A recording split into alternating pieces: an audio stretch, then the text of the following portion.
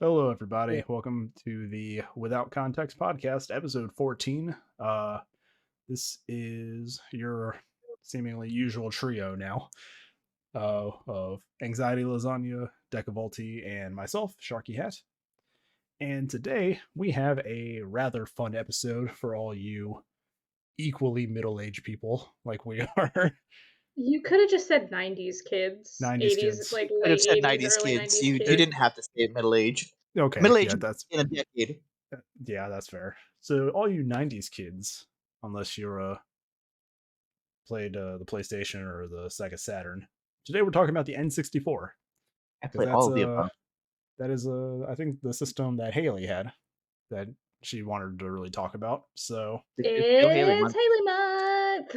the Nintendo 64 Nintendo system, it was the first generation after the Super Nintendo, which I personally consider one of the greatest game consoles of all time. And this one, it took its name because it was a 64-bit processing unit, which just means that I guess it had double the data capability. I never really understood what the bits meant. Um, so I'm not going to take a crash course in that on this podcast right now.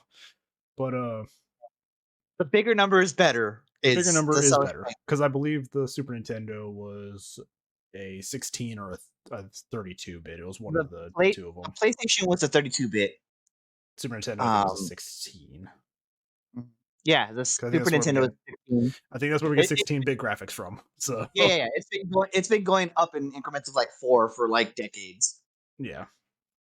So this game console, probably one of the more popular game consoles to ever be released.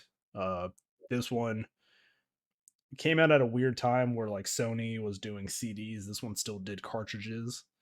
So it had a little bit of a probably a little less of a lasting impact than the PlayStation did, but it still had some great games on it. And I think started the trend of Nintendo not knowing how to design a controller. So because Yeah. it has only gotten weirder from the N64 controller. From the But Nintendo 64 from the 90s to today, it's like you've gone from the controller looks like this weird, like you could make a punch dagger out of it, to now your controller is the system. yeah, and the lifespan of the system was 96 to 2002. So good 6-year run, which I think was kind of the norm back then. I I think was like gonna say even that's like wild nowadays to even fathom like to a think that 6-year run. Sony puts out a new PlayStation every 6 years. God, just punch me in the fucking face.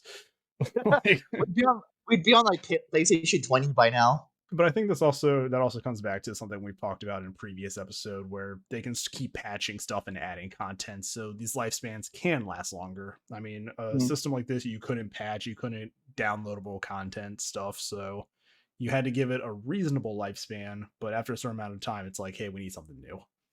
Don't And then forget we the got extension pack. And then the expansion pack I think was used for one game, and that was Donkey Kong. That is, I don't think that's true.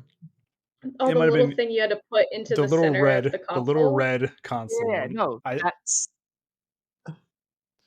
I think I thought you were talking about I'm the gonna thing you look that. shoved into the back of the controller where you could put in a Game Boy game. Yes, that was pretty cool. that was pretty cool. It might have been for a few games, but I know like the one that needed it first was Donkey Kong. So one of the games that I'm gonna bring to this was Donkey Kong, but I have another game that did require the expansion pack, so that's why I know.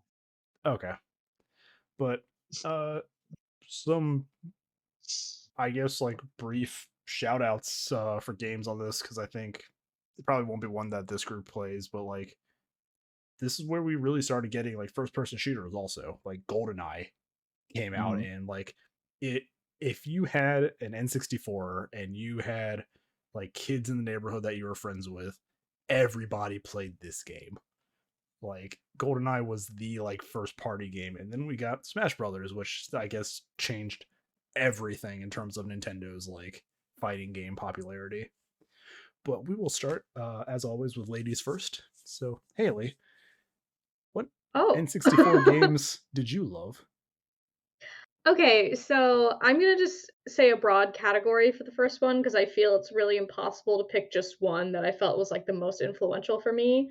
But when I was playing the N64, the it thing in my world was Pokemon.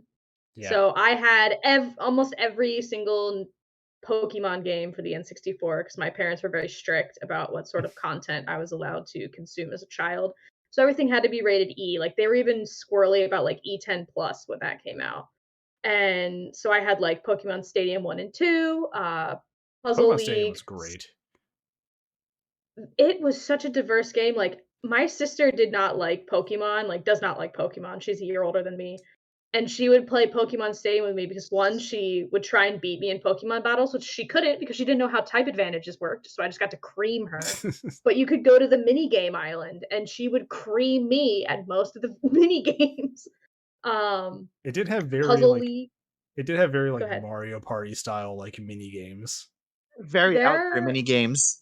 Yeah. there is a specific sound that I don't remember which stadium it was in, that is in my head forever. I don't think I can do it justice, but it's the one where you play as Lickitung doing the sushi Yes. carousel. The Oh yeah. I was yes, "Ooh" the exact same sound was in my head as you said that. in my head. Ooh. Ooh. I think it's safe to say inevitably we'll get to a Pokemon episode of this podcast. So We have to, Yeah. it feels like. But I would have to say, I think the most revolutionary Pokemon game for the N64 for me was Hey You Pikachu.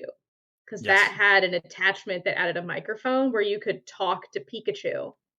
And I know for like the Famicom or the Super Famicom with the original Nintendo Legend of Zelda, there was a functionality in their controller where you could like blow into the microphone It for one of was the like bunny looking yeah.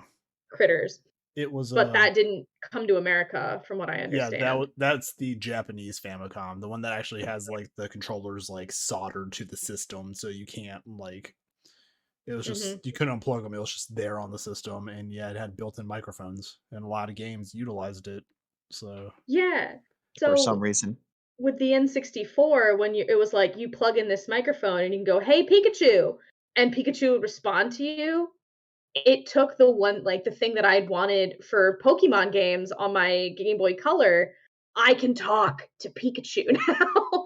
It was incredible. I played that game. Like it has like a short little story mode that you play, and like that's basically it. I would replay it over and over and over and over and over again. Even though it's arguably not a good game.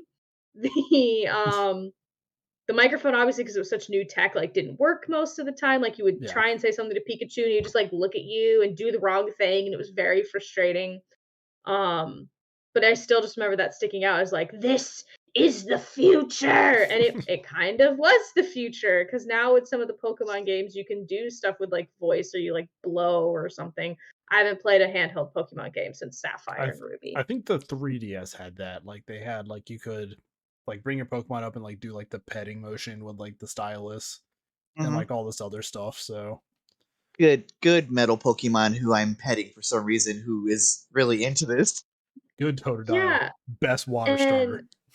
yes. So the Pokemon games, Pokemon Puzzle League actually became more of a thing in my life when I got to college because I had a friend named Jeff, whom I adore. He was ridiculously good at Pokemon Puzzle League, and we would just hang out in his room and play Pokemon Puzzle League like freshman year of undergrad. That was the And name of the protagonist. I was like, you're like, friend's name is Jeff. Name of the same name as the protagonist. I was like, oh, I wasn't sure where you were going with that. oh no, he was just my buddy in college, Yeah. and he's a monster at Pokemon Puzzle League. And just to show like that you said that console was discontinued in 2002, but we were playing a completely functional copy of that in 2010 and 2011. Yeah, Candium baby. I mean, And like my nieces and nephews, like my mom's like, "What's the like Tetris game that you have?" I'm like, "It's called Pokemon Puzzle League, Mom. Just put it in. Like if it doesn't work, like I know they say it doesn't actually do anything, but like blow into the cartridge and then shove it in there." Please put an alcohol swab in your fucking cartridge. Don't blow on it. Just use an alcohol swab. No, we do it like in the 80s. Just I can't Oh, that's a sound remember if bite. it was on G4 or something else, but they had like a thing of testing when Nintendo systems broke. Like they like hit it, like dropped it off a building, hit it with like a car and all this other stuff. And it was like, I think it was the N64 or the GameCube that continued to function. Like just with all I this would other believe it for both of them. because I'm like, But it was either that or was it the original Xbox system? Because that was just like a cinder block of a was just game a fucking console. brick. But my last game was a game that actually my mom actually liked us having it because it was a game that my sister and I would play together without like murdering each other or like fighting for the console. Because like most of the games were one player and all of my 2-player games were like Pokemon, so she didn't like them. But she would flame me, like absolutely murder me at Snowboard Kids and Snowboard Kids Yes. 2. Yes. Yes. So That we only ever unlocked the had memory. Snowboard Kids. Whoop. Like, we only ever had Snowboard Kids. She always played as the girl character who, like, had, like, the cheetah print top and the Yeah. brown hair. And I would just, like or she would play as, like, the rounder green guy character. But we rented Snowboard Kids too because we couldn't find it anywhere by the I time we was discovered there was a sequel. We rented it from a video rental store that had video games that you could rent. And we loved that game so much. Like, we were devastated when we had to return it. Like, my mom tried to purchase it for us from the video rental store. And, like, even when it went out of business eventually, because, like, who knows where, like, outside of Alaska, where is there a video rental store?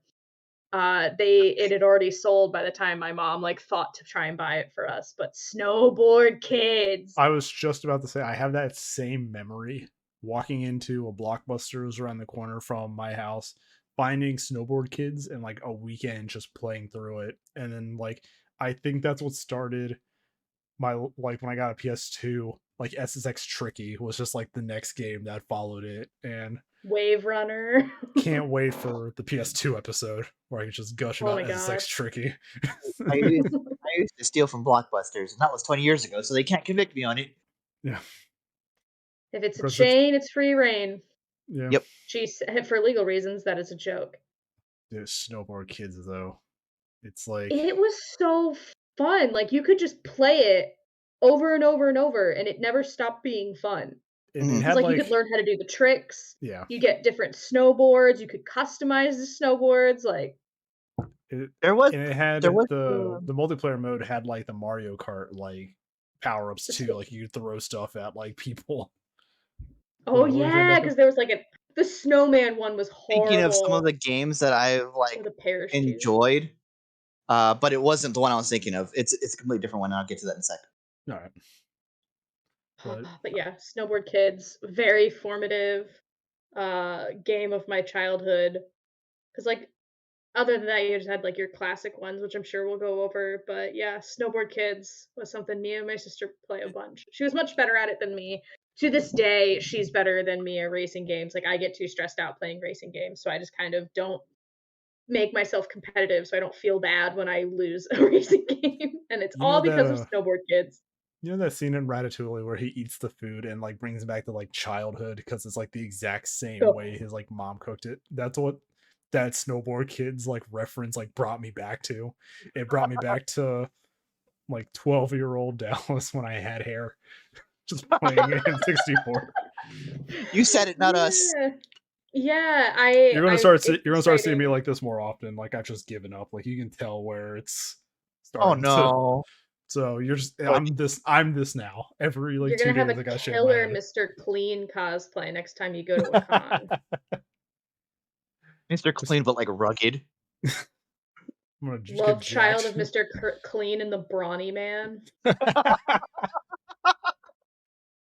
Sorry, folks. My humor is a little bit dry today. I just was like 7 hours on a Zoom call for work. I'm Oh, dead. my I'm God. You're bezoodled. good. You're good. All But right. yeah, Pokemon Snowboard Kids. Take it away, whoever's It's next. a good selection. Politics. Just to actually go back to Pokemon. Did you do Pokemon Snap? Oh, absolutely. Obsessed. I think I'm either getting Pokemon Snap for Christmas for my fiance or I'm getting one of the new Sword and Shield remakes that's coming out this week. As of recording. I think that's and what is that? the The other I'll Diamond buy and myself Pearl. when I get a paycheck. Yeah, the Diamond and Pearl. I think.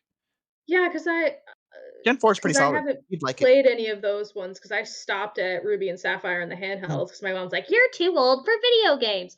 Joke's on you, Mom. Now I'm on a video game podcast. We're not a video game Not a podcast. video game. We're kind of a video game podcast. I think at this point, it's taken us a while to find our identity with this. We kind of just went in like, let's talk about things that we want to talk about. I think we're more of just a nerd culture podcast. Nerd culture is video games. Well, joke's on you, Mom. I'm talking about video games on the internet. Because we've talked about D&D, video games, horror stuff on the internet, like SCP Foundation. I think we're just nerd culture talk at this point. Nerd culture. So, but yeah, Pokemon Snap was another game like my sister and I would play competitively to see who could get the better. Like we would just have like one save file and we'd jump onto it and like who could take the better pictures. And it became about bloodshed towards the end of it. She's like, "Look, I got this better picture of," or she'd like save the worst picture so that my better picture would be gone, and I would just be like, "All right, you have chosen violence today." All right, what do you got, Deca? What's your visual This is aid? my camera. This is my camera bag. Pokemon Snap. Oh, yeah. I would not be a photographer today if it wasn't for Pokemon Snap. That's fair. Aww. That's so sweet. I would go in that game. I would make sure and get every single fucking. I'd make Mewtwo or whoever show up. I'd do all the tricks to get all of them to show up. I would not be half the. I would not. I mean, not to say I wouldn't be a photographer, but that's like the building block. It kickstarted everything. I was like, taking pictures is interesting. It's the first domino. Yep.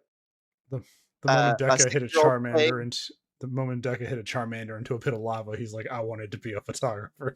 Charmeleon into a pit of lava to make a Charizard.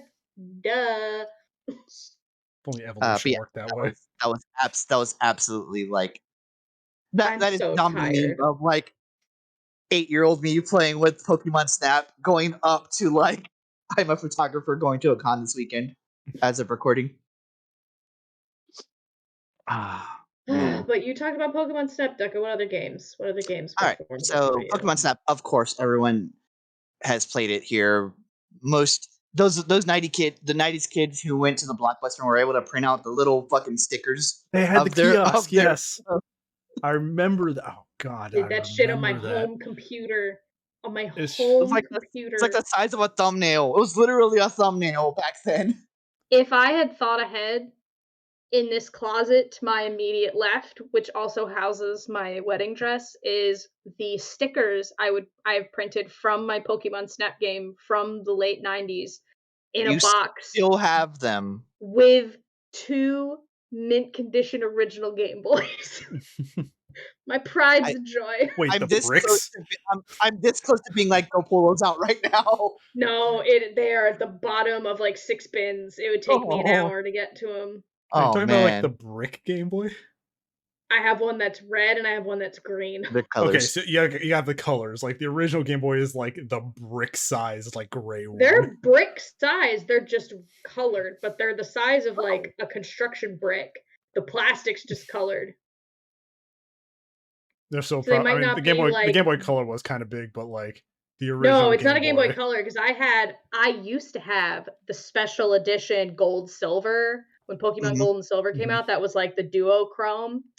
But I left it at an ex-boyfriend's condominium, and all of my games were lost in a breakup. Oh, I know, I'm devastated. So yeah, printing out those they're literally thumbnails back then. That's kind of where the name came from. There's that. Perfect Dark. Yes. That game required an expansion pack to play. That for like you could play it. Give me 1 second. You could play it, and but it's extremely limited in what you can do, and there's no save function. So you need the expansion pack to be able to actually play it. Go ahead, Haley. What is Perfect Dark? Perfect Dark is a first-person shooter. It's like one of the like if you play it now and compare it to like olden first-person shooters, it's slow. It's molasses slow. But there was a very interesting plot. You play as a character named Joanna Dark. You run around doing espionage shit. The president is black, and that's great. And that was In like mid fucking 90s. Yeah, I'm actually looking for the list of games here. I Oh, want to know. Obama who? Obama who? Let's see. Perfect Dark. That was 2000, I believe. Yeah, it was 2000. It was Rareware. Back when Rare made games and wasn't an Xbox company. Back when Rare made 9/11. games. Rack president. Yeah. I remember that level because I was stuck on that level because there's a level where you're on a plane and you're trying to provide evidence to the president that, hey, this person's coming to attack you. And it's like, I don't think you have enough evidence. And I just remember that voice. And but I remember also on that level, I would try to put down like one of my favorite weapons in that game is it's a laptop, and you just put the laptop down, and it's a fucking it's a sentry gun, or you can use it as a submachine gun yourself. There are some very innovative weapons in that game. Yeah, it was great. Just to clarify an earlier question, I looked up what 32-bit system meant, and I'm a dumbass because I took a computer class. It means 32 bits in like a line of code. So it was just longer coding. The N64 had the same processing power as Windows XP. So Fun fact. Wait. We're gonna have to unpack that separately. Go for it. I'm actually on a related topic. I'm actually going to try to take one of my laptops and get XP installed in it if I can find like the when was if XP? I can find something. Windows XP. He was like when what year? Mid 00s. So Nintendo like obsoleted the N64, and then Bill Gates rolls in being like, "Hello." No, they were out at the same. They were out at the same time.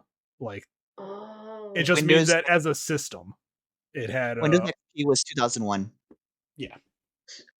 So Nintendo was like, here's this nearly obsolete technology, and then Bill Gates is like, hello, your home computer is now as strong as a Nintendo 64. Okay, it's not just XP. I'm just saying like it was the same as XP. It also 95 and 98 were the same system also. So it would have been during the same time. But the fact that they have the same processing like code. Wild. So Perfect Dark was some of that wrong, but there's a laptop sentry gun was my favorite. There was a bunch of also because it's like a government conspiracy that goes deep into like aliens and stuff.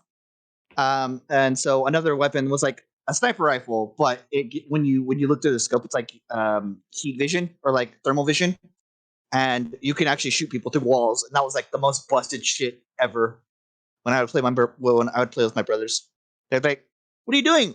Nothing. What are you doing? Nothing. Where are you? Don't worry about it." The corner of Nanya and Business. And then I think a final game that I would have didn't require the expansion pack, but was Pilot Wings 64, which is a flight simulator game. You play, you get to do like hang gliding stuff. You get to do like actual like plane stuff. I think there was helicopter stuff. As I look into it currently, but it was a lot of fun. Wow, that thumbnail is small. It was a lot of fun, but it's a lot of like going through loops, or like remember what I was saying like about the bonus game mode of Tempest 2000 where you like going through hoops and stuff. Yeah, trained me for that. Okay. So it goes through, you like do that, or you land somewhere specifically, and the closer you land to the target, the more points you get and stuff. Yes, Haley? Sorry, there was a bird. There was a flash of movement that I was like, what is it? And then I saw it's one of the birds that I feed on my porch. So he's probably like, bitch, where's the rest of our food? And I'm like, I'm getting to it, relax. Apparently Pilot Wing 64 was game of the year for the year it came out, which is nice. Weird. We had a much lower bar in terms of like gameplay. No kidding. The Metacritic for it is like 80 out of 100. Yeah. I think those are the two game. I think those are the games for me. I think we should put some fighting game stuff into this, and I'd say like Killer Instinct. Yeah, that did have But a Killer Instinct Killer was Instinct, I on the believe. Nintendo 64. Yeah. I wasn't Yeah. allowed to play fighting games. My mom said they were too violent. Yeah, Killer Instinct Gold from She's Rare not wrong. again. From Rare. So Yeah. What I'm confused about, though, is she said we couldn't own fighting games. But I don't know if she just didn't know at the time, but like when I was even younger than when I was playing the N64, I was playing the like NES or the SNES with my older cousins playing like Donkey Kong Country and Mortal Kombat. Like I always liked playing as the yellow guy. They'd be like, "Get over here!" and then you just beat the crap out of somebody. yeah. And she But, like didn't know that we were playing that until I was like 2 years ago, and I was like, "Yeah, we were playing Mortal Kombat with them." She's like, and that I time failed frame, as a parent. that time frame was the start of the ESRB. Yep. Yeah. "Yep, Which that probably rules my deserves life." its own episode.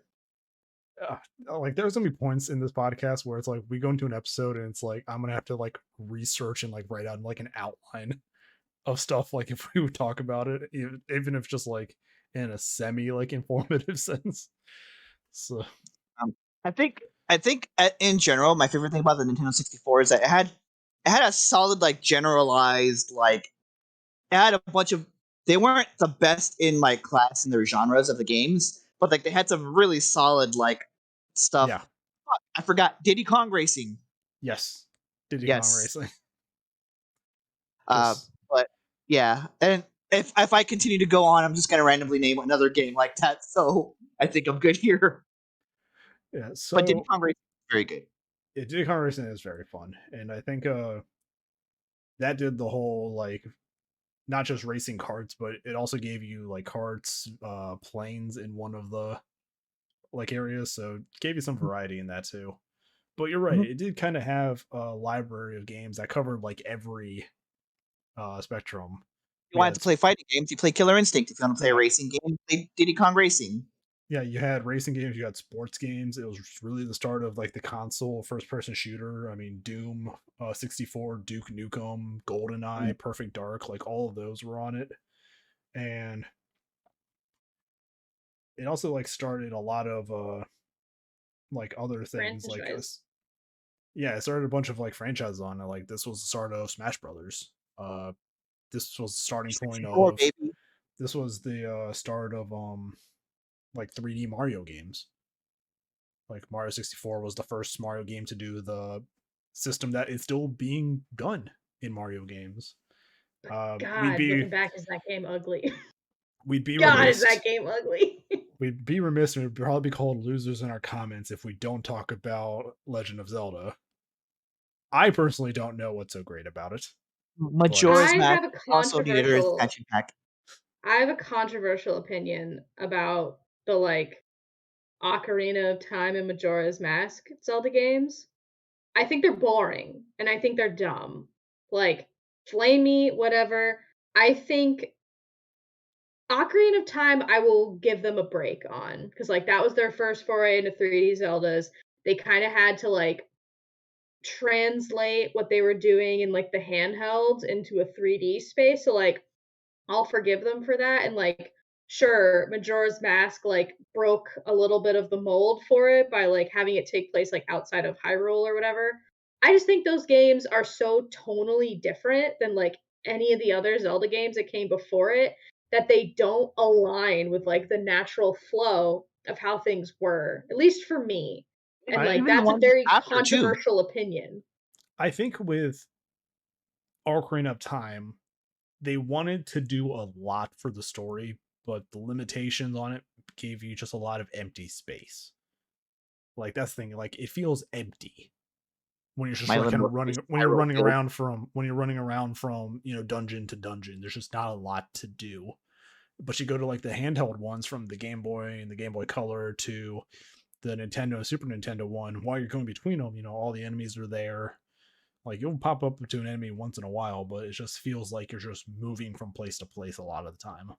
Plus, another controversial take. I feel like because the N64, the time period that it came out, there was a large like entrance into gaming for a large generation in that time period. Yep.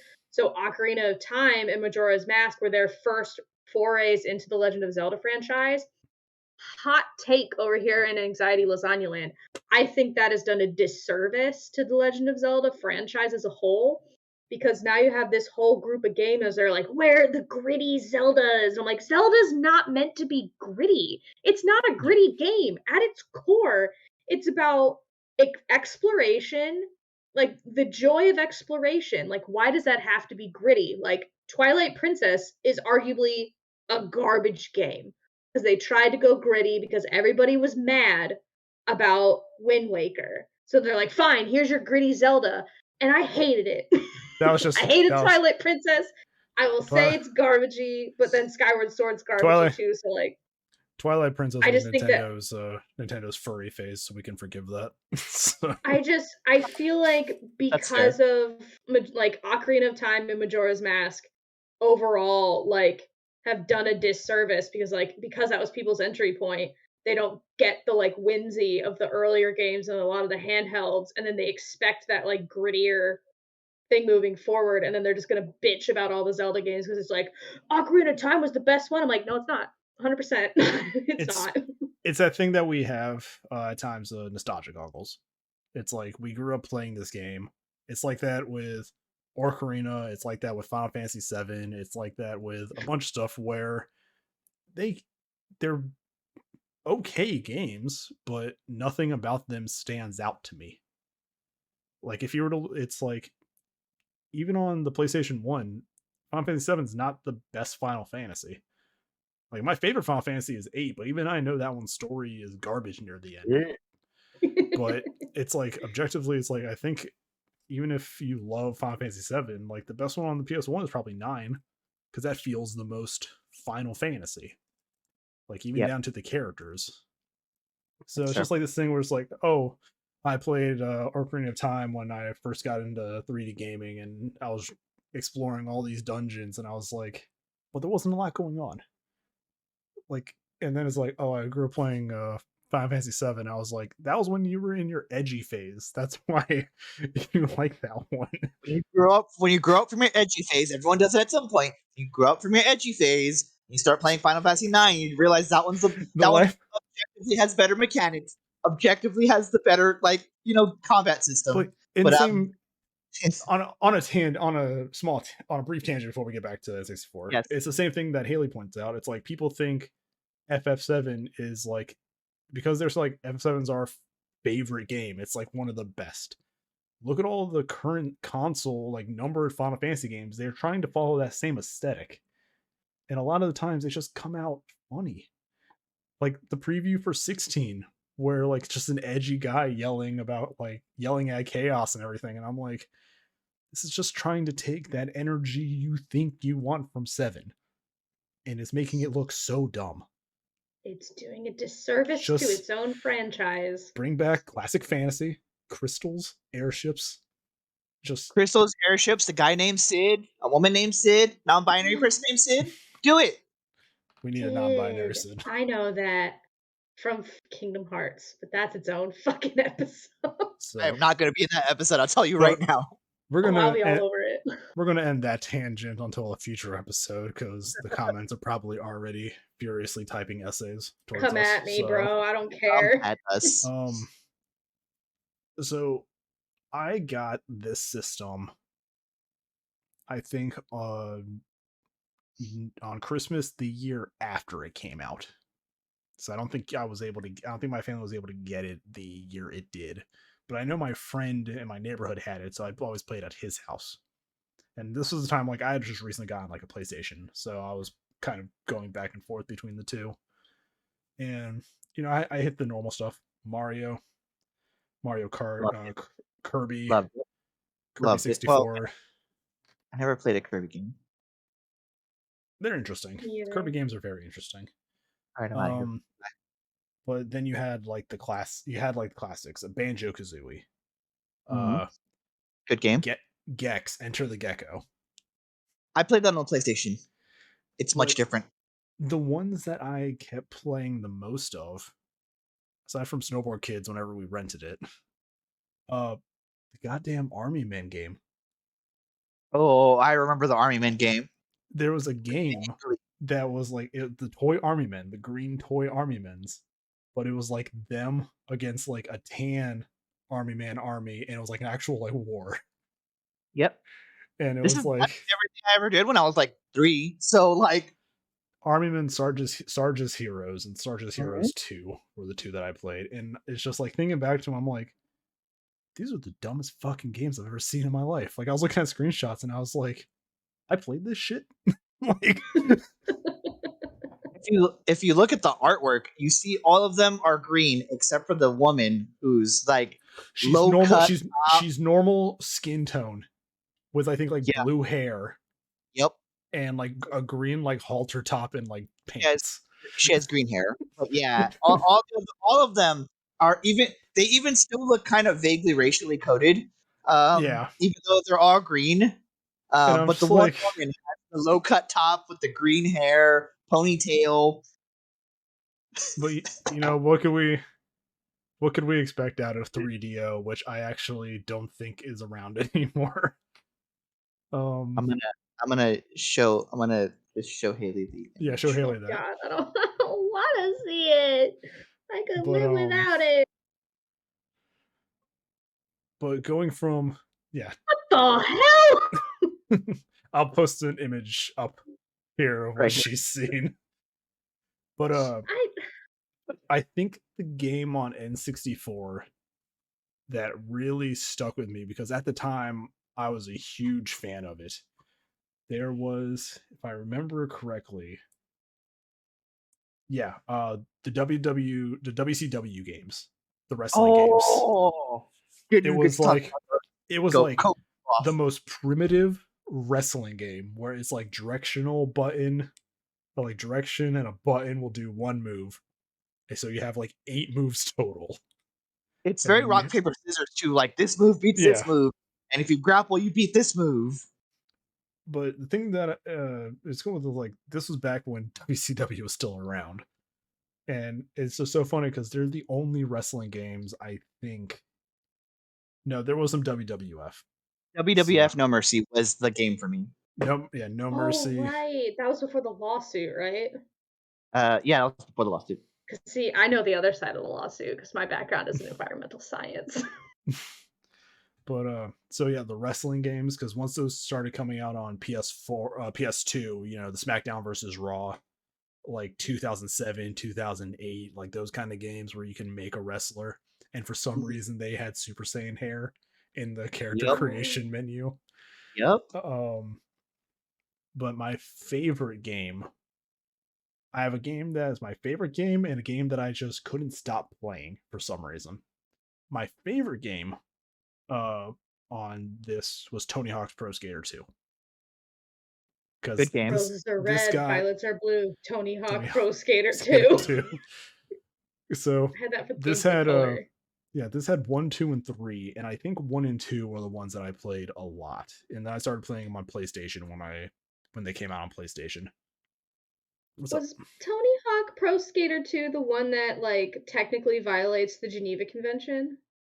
Technically.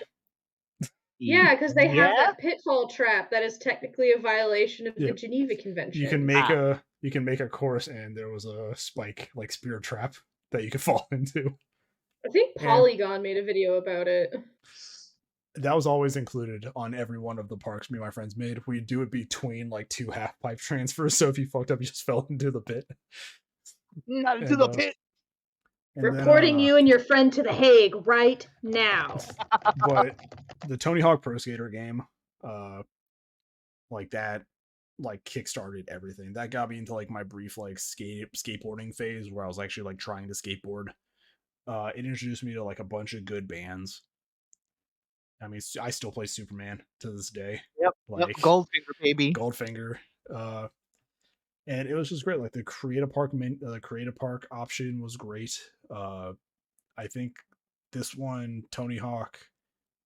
No, it was the PlayStation one that had it. They had Spider-Man as like a bonus character on like the PlayStation 1. So I know there was a bonus character on the N64. I just forget what it is. But like that's I feel like you could play as Link. I feel like you could play as Link. it was like I played 1, I played 2, I played 3 when Underground came out. They actually had like the story mode. I played both of those. Like I loved the Tony Hawk games growing up. But I would be remiss personally to not talk about Star Wars Rogue Squadron. Just flying around in Star Wars as an X-Wing pilot, or I think you could select your ship, but just like doing all these missions. Like I only knew Star Wars from the movies. I didn't know that there was like this extended thing called canon, like outside the movie. Oh, back in the good old days. Back in the good old days. It was a dark. Not not technically Rogue Squadron, but pod racing. Yes, Star Wars Pod Uh, Racers. And I much like Haley with Pokemon, I have a voice in my head that always goes, Sebulba always wins. But it's like, yeah, just Rogue Squadron was great. Like I don't know what it was about the N64 and how they could program like AI so well when it came to these simple games, but like it just felt like intense playing the game. Like it wasn't just like they were following paths or something, like they were reacting to you. So it's just like one of those, like it just felt like it might have like just been like more on you after they take down like one of your allies or something, but like it felt way more intense than something like a Star Fox game, which is basically like a rail shooter. You follow like a straight path and that's it. But like Rogue Squadron, you're like in full control of your your fighter during the whole thing. Mm-hmm. And I guess that was probably built on top of maybe some technology from like Pilot Wings or something. I think those had like a very similar like flight system in them. Pilot Wings also came out with the system, so it would make sense that later on someone would be like, let's take the flight controls. But I mean, yeah, those, and I mean, then you got just some of the games that people, they might not talk about often, but people just remember. You have Rampage, where I remember Rampage for the NES. I played Rampage on the NES. I mean, we talked about the Pokemon games. We talked about I mean, this is the first Paper Mario that we got was on the system. I think that was near the end of it Thousand-Year too. Door? It's near the end of it. It was Paper Mario Story. NFL Blitz, I played a ton of. Oh yeah, because it was just like, here's football, but what if we gave it a bunch of Red Bull? So what if you could just beat the shit out of people? And that's all it was. It was just eating the shit out of the other players. Like, my strategy for NFL Blitz was as follows: they hike the ball. I can match the fuck out of the A button so every character can tackle, and I can go to a different character, just match tackle, and the entire line is gone, and he can't pass it to anyone, so he has to run it now. But I think while we talk about like some of the greats for the N64, we got to talk about some of the bads. I think every game that I owned has already been covered in like, these are the most basic ass bitch games you could have for the N64. So I'm just learning a thing or two today. There are two noticeable games on the N64 that people would call notorious. The first one is Superman 64. Yep. Where the flight controls are horrible. It's Superman flying through rings to beat a timer. It's like you're Superman, so like people just can't beat you. Like they've made it a point in the game to have you be Superman. It's literally it is actually by many people's metrics the worst game ever created. It is up there with ET. The Nest. Well, they buried that in like the desert. Okay, when we do that metric, nothing can be worse than ET because ET actually led to a brief collapse of the gaming industry. So that's fair. That's why Nintendo like, is the Nintendo Entertainment. George. Yeah, that's why Nintendo is the Nintendo Entertainment System, because they didn't want to slap a gaming system onto their console.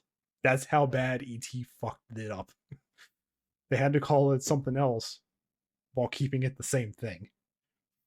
Interesting. And the second game It's probably a little more nuanced, but it's mostly because of the ad campaign that came out with it.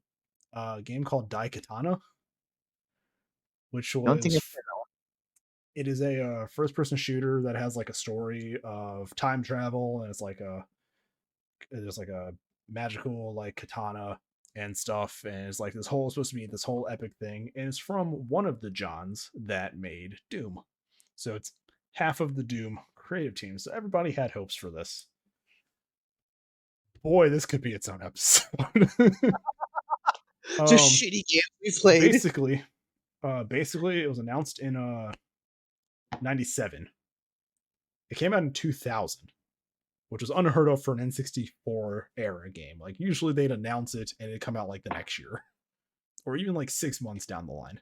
Like they could push out these things fast, mostly because of a troubled development system and John Romero having like a rock star like lifestyle and never wanting to actually work on the game. Oh no. But it had the infamous ad in one of the magazines where it's John Romero's about to make you his bitch. And then the game did not come out for 3 years. So I can see why that didn't go over well in the late 90s. there's like this whole like story behind it. Apparently, like it wasn't his idea. It was just some marketing guy saying like, "This is what the kids, would like. This is what Bring in the kids." It's like we're gonna break like this. Like, hey, we're gonna be like edgy and all that. And I think even now, like he talks about it as like, yeah, just a lot of mistakes went into that game. So it was a learning experience. I just picture that exact boardroom with some dudes like this. You got to bring the kids in. No, it's more like this. You gotta bring the kids in. There is there's an I think it's an old JonTron video, like one of his earlier ones, where they're talking about like a Sonic game, and he like cuts into like an office room, and there's like one guy with like a face like covered in like sugar to look like cocaine.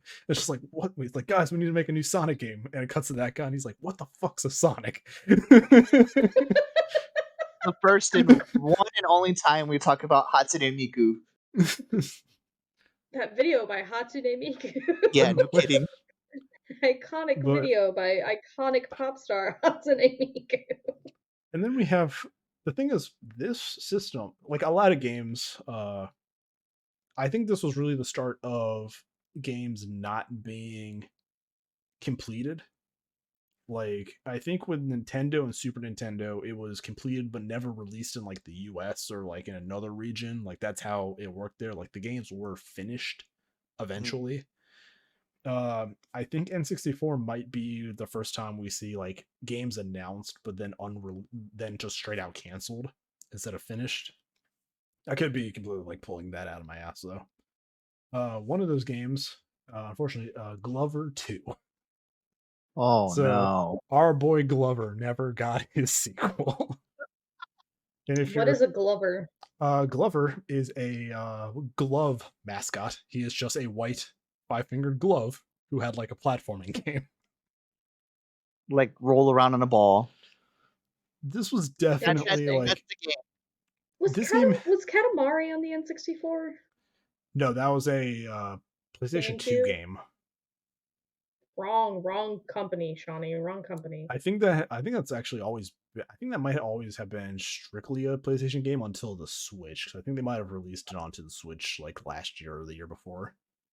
It just gave me big Nintendo energy when I saw people play it. but like, this was N64 had a lot of mascot games. Like you had your Mario, your Donkey Kong, your Zelda, your Kirby, but then you had a bunch of other people making mascots. Glover. Oh god, we did have Mega Man on this, didn't we? Yep. Crash was Crash Bandicoot. No, that was PS1. You had Gex You had Gex from Enter the Gecko.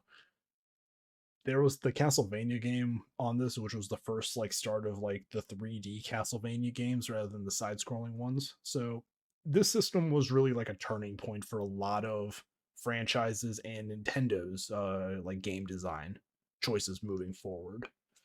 It's like, hey, we have this 3D environment. What do we do with this?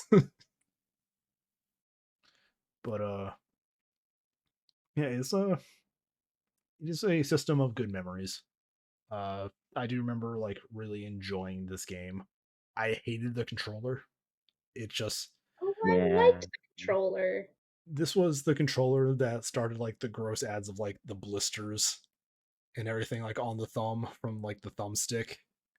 It was like always these things like this is like gamer thumb. Oh man, I guess I just must have had like itty bitty fingies because like I thought it was like the coolest, biggest, neatest thing. Like I didn't like holding the rectangles. That felt more uncomfortable to me. It's Have just you seen that Sega Saturn controller? Not off the top of my head, no. Picture that, but filled in. Just yeah, You're gonna very have to send round, me a filled picture in. of this. No, Send me a picture. I get a picture right now. But like the Nintendo 64 is the same thing as the Dreamcast, or sorry, not the Dreamcast, the Sega Saturn, but the Sega Saturn is filled in. Oh, ew. Yeah. Ew. this I remember I have memories of like the middle of my hand like getting blistered from Mario Party during the mini game where you have to like rotate the control stick. So it's like I would like full palm it and just rub it around. And it was like always like right here would just be like blistered up after like a day or two. But man, Mario Party, Mario Kart, like this is Question for the group. Yes. Was there ever an N64 game that you started but was too hard for you to beat? yes. Mine's Donkey Kong 64.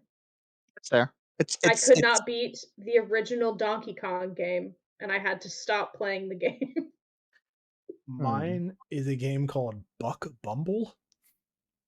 It was a you played like a bee with a gun. game. But like it was you like flying around and like you could land on like different surfaces and like stick there.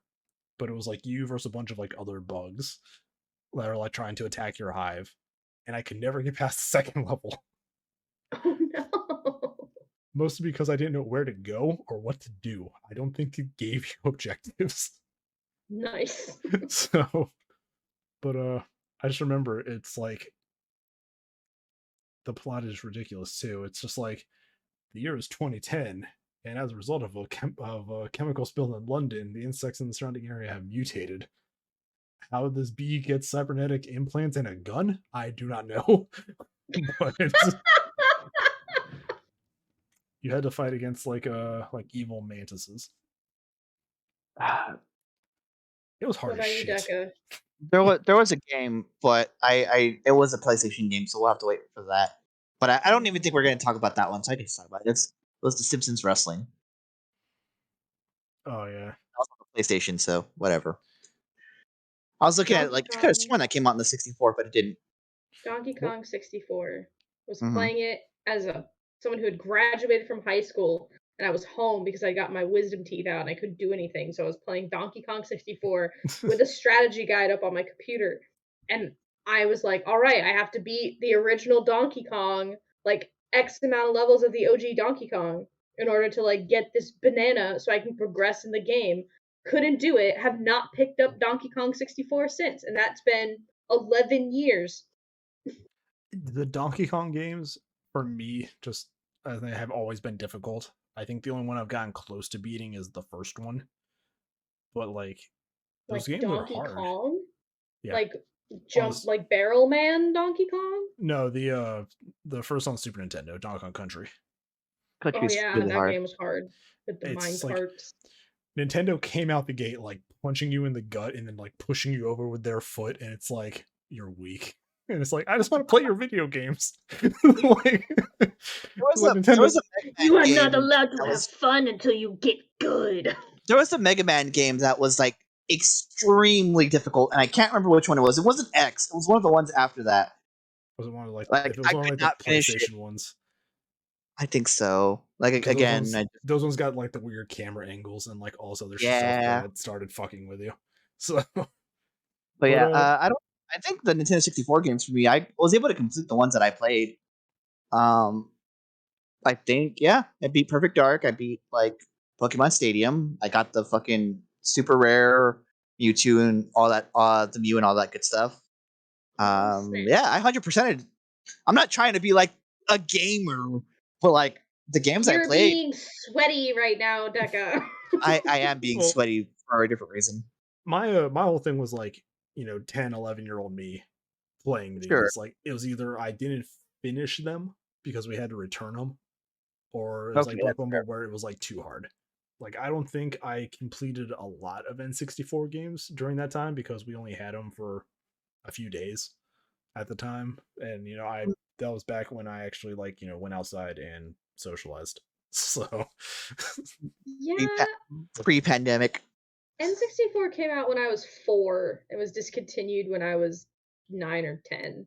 So I was a wee baby I child. was I guess that was it, as I was much older than both of you when I was playing it. Well, not much older than Sharky, but like much older than Haley. Well, yeah, I mean, When I think I ripped better at the PS2 because PS2 came out when, like, 02 or something. you were like, oh, yeah, I it was was 10 by then.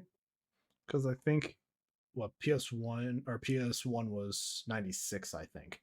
yes, So it it was would like, have been early 2000s for PS2. I think Yeah, so I would have 2002. been 10. Yeah, 10 at the minimum when PS2 came out. So, like, I had a lot better fine motor grasp at 10 than when I probably got the N64 in 98 or 99. It was mostly like, Dad, I can't beat this Mario thing. He's like, what do you want me to do about it? I just don't think my childhood lizard brain processed these games can be finished. It was like I was just kind of like playing it in the moment, and it was like save, turn off, come back, and just like I don't know where to go. Like it was just one of those things where I didn't really think about it. It was like I was I just have playing. It's like, hey, pack it up. We got to take it back to Blockbusters. So I have a question, mostly for Sharky, but if Haley happens to know, sure, are there any JRPGs on the 64? not in the traditional sense. I think. I didn't think so. That I Like, think No, JRPGs are more of a Sony thing.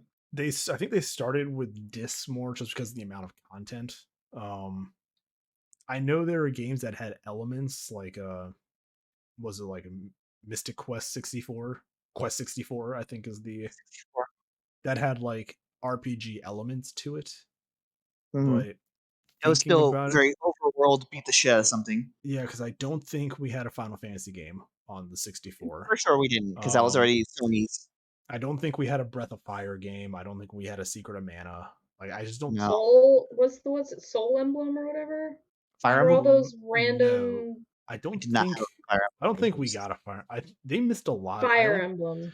I think because of the cartridge, they couldn't because they wanted to do all 3D stuff. So that probably took up way more space than a SNES cartridge could if you just have 2D graphics.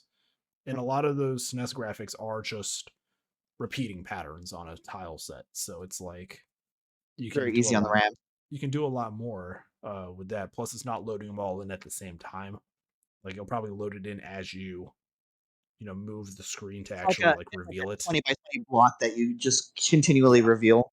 Yeah, because I know that's how they got Doom to run so efficiently, is that they only processed what your character could see, and everything else around him kind of despawned until the viewport came into view with it. But N64, it seems like they just had a lot going on in terms of the graphics and all that they probably couldn't. But off the top of my head, I can't think of one. I I feel didn't think like so. I feel like the N64 is kind of like that weird stage when you're in middle school and you got really tall, but the rest of you hadn't caught up yet. Like there was this great leap in the capability to do new things in games. They just didn't know what to do with it yet. And then by the time the GameCube came out, they kind of figured out what to do with it Oh, by the when the GameCube. GameCube, I think when the GameCube came out, 60% of the library is RPGs. Yeah, so I think the they're just. N64 was just that awkward sort of beanpole, gangly beanpole stage of I mean, video games. Nintendo skipped a lot on the N64. We didn't even get a Metroid game on the No. N64 either. But when GameCube came out, I think it was one of the launch titles was Metroid Prime, and that was because it was a sprawling world. I think they probably couldn't do JRPGs if they didn't because of the hardware at the time. There were limitations, yeah. Makes Yeah. sense. I mean, even Yeah. if they did, they were very basic. I do not think there was a singular JRPG out there. You I know, think let's check it go out. for it. While you're looking JRPGs. that up, I just wanted to say, I think the Nintendo 64, if I had to like word it, is like a very Americanized system. Like I feel like it got very popular in America and maybe not so popular in Japan comparatively. Like we're to the point where like all the peripherals you would have had, unlike the SNES or it was called the Famicom over there, where they had different peripherals over there that only they had over there, like we were mentioning earlier. I think I think it just really took off in America, and they're like, oh, they like it. Yes, Turkey. So looking at the list of RPGs on the N64, it looks like there might have been one Super Robot Wars, but that was a Japan only release. Legend of Zelda, Mega Man, both Legend of Zeldas and Mega Man say action adventure with RPG elements. And the only other thing that really falls on this list is Gauntlet Legends. Gauntlet was on the N64, but that one's kind of more just like a dungeon crawl, like action RPG where you just kill things and Yeah, move that's not through. much. The specific JRPG experience of airships, crystals, and beating the fuck out of God. The only thing I could say really falls into an actual true JRPG in a sense would be Harvest Moon 64. I mean, but even that's still just like a simulation. Yeah, So, simulating game. Which nothing wrong with Harvest Moon. It's just not a JRPG. JRPGs on Harvest the GameCube. Moon walked so Stardew Valley could fucking run. Harvest Moon's still making games though. Yeah. I know. I played an emulator of Harvest Moon, like Friends of Mineral Town, and that was my first like foray into like a farming sim, and my brain was like, "Ooh, we've discovered something today." Life simulator games between The Sims and vastly more RPGs on the GameCube. I think once they realized, shit, we should have gotten the CDs a lot sooner. But like even that statement, like we've overlooked the fact like this was originally a Sony Nintendo like team up. Mm-hmm. They were going to have discs, and then like something happened. Either Sony or Nintendo backed out of the deal, so they had to finish the console with their own like proprietary elements to it. Could you imagine a Nintendo 64 with like the top? Because I think what it was is like the top half was the 64 we all know, and the bottom half was like disk drive. Yes. Yeah. And it just played the same thing. I think there was a news story a year or two ago. Somebody found a developer kit that functioned of that original N64 design. And he was going through it to like see if he can get like specifics on it. But like, I mean, there's a lot of history with this console that we like completely didn't even talk about. So it's just like this was really the start of I think it was when they pulled out because this project I think started in 93 for the N64, and that's when they pulled out, that's when Sony was like, fine, we're making a PlayStation. So that's really what like kickstarted all of this. I remember when I used to read more often, I would read the gaming magazines because Game Informer, all of those, Game Pro, whatever. I remember reading about like not necessarily about the collab or whatever, but I remember reading that they announced a system that between Sony and Nintendo, and then Sony was like, "Wait, we can just make our own. Why are we doing this? We're leaving money on the table," and that's how they backed out. Yeah, so yeah, there was like a lot of stuff that happened leading up to it. It looks like where does it say development? I think it was saying like development was like 93, 94, and that's when they either kicked Sony or Sony pulled out and Sony made the PlayStation. So that came out, and this came out with the cartridge, which got a lot of backlash from developers because cartridges are much harder to code than CDs are. Because I think the RAM can only be rewritten like a certain number of times. And before we end the episode, just Apparently Korea has a completely different name for this thing. Okay. Also known as, the code name was Project Reality. The planned product name was the Ultra 64. And in Korea, it was known as the Hyundai Convoy 64, which isn't even the same company. I was gonna say Hyundai makes vehicles. Yeah, the Hyundai Convoy. I remember the Killer Instinct arcade that used what would eventually be the Nintendo 64 graphics. It was Killer Instinct Gold. Yeah. I remember the ad as you if you walk by the arcade while it's like no one's playing, it has like an ad or something. It's like the intense graphics of the Nintendo Ultra 64. So like when you were saying that was the code name that unlocked a memory. Memory unlocked. I will just miss that feeling of when you got to go to like Walmart or Toys R Us and they had the N64 out. I and miss you could demo play booths. a game while your mom was shopping for Christmas. She could just say, "All right, little AnxietyLasagna, you stand right here and you play your dumb video game, and I'll come and get you in an hour." I liked them, but I used to like look at them like this, so it was a little awkward. As we left the 90s and like as the 2000s progressed, it seemed like stuff like that just kind of fell out for some reason. Like I just remember even like to the mid 2000s going into GameStop in our local mall and them having like a PS3 or an Xbox like 360 like demo thing set up. Mm-hmm. But it's just like, nope, we're gonna stop doing that. And it's like, let people play your games. Let them see what they're getting, and that's probably why they stopped doing it. That's why your game store has demos now, or your game store in your system has demos now. Demos need to come back. They do come. They are in your game stores on your like eShops and stuff. Yeah, but yeah, that's our brief, probably error-filled summary of the N64. I'm not a gaming historian as much as I would like to be. I don't want to do research for this podcast, so I have Without context, you fill in the podcast. You fill in the context. I open up a wiki and I kind of skim through it.